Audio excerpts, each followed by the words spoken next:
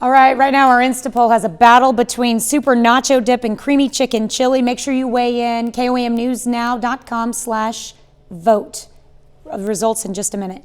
Okay, today's recipe uses simple family-friendly ingredients that you can put on the table in under 30 minutes. Howard shows us how to make his easy cheesy cottage pie in the Mr. Food Test Kitchen.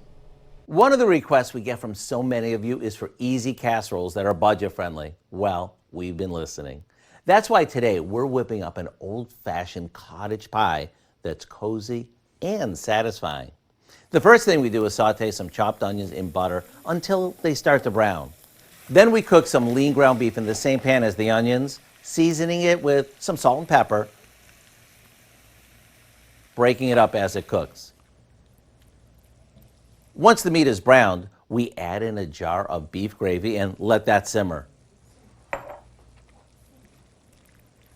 This gets spooned into a casserole dish and we top it with some mashed potatoes that we mix with a bit of shredded cheddar. As for the potatoes, these can be homemade, leftover, or even easier, the refrigerated kind that we find in our dairy aisle. Now we'll pop it in the oven for about 15 minutes.